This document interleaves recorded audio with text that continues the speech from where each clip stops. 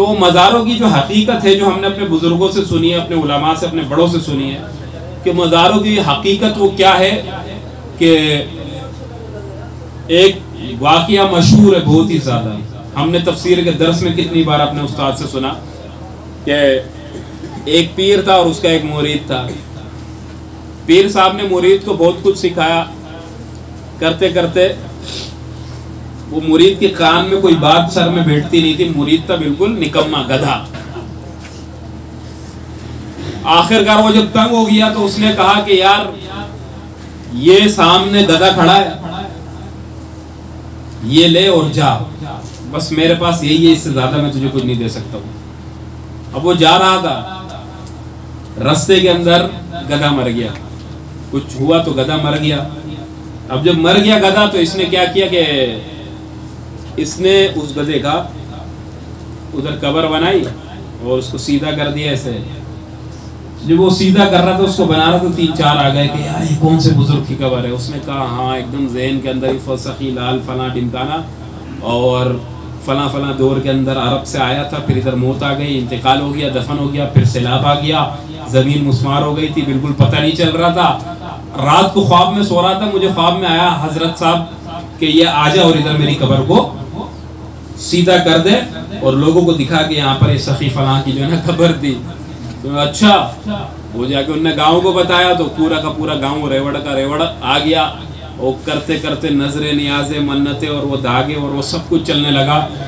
اور کچھ ہی عرصے کے اندر وہ اتنا بڑا مزار بن گیا کہ ادھر سالانہ عرس شروع ہو گیا. عرس سالانہ شروع ہو گیا.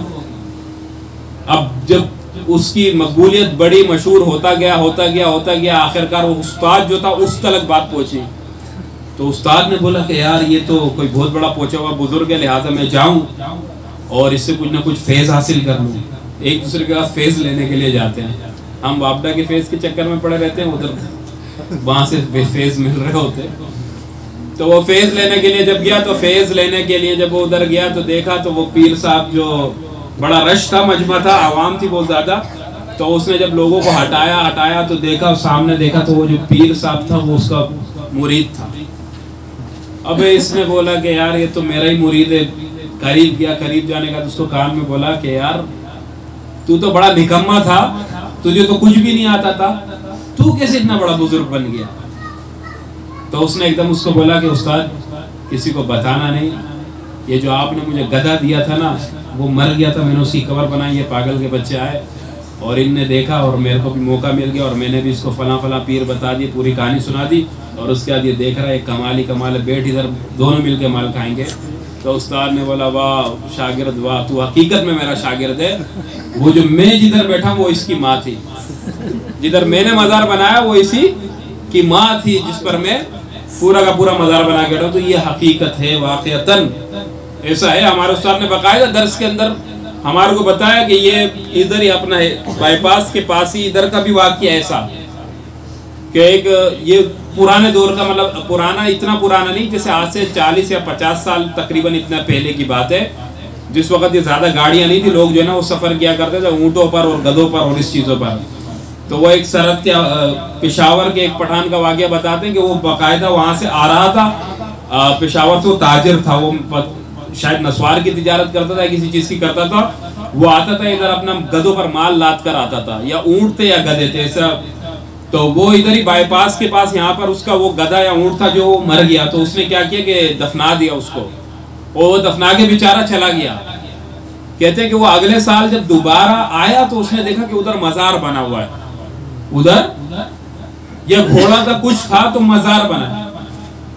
اور یہ مطلب اتنے کوئی ہزاروں سال پرانی نہیں، ابھی کی مطلب واقعہ کچھ عرصہ پرانا واقعہ ہے.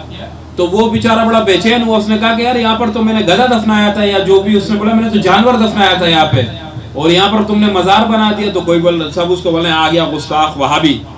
پھر یہی کرتے ہیں نا، وہ وہابی آ گیا، گستاخ آ گیا، اولیاء کو نہیں مانتا اور ایسے ایسے یہ باتیں کرنا شروع کر دی.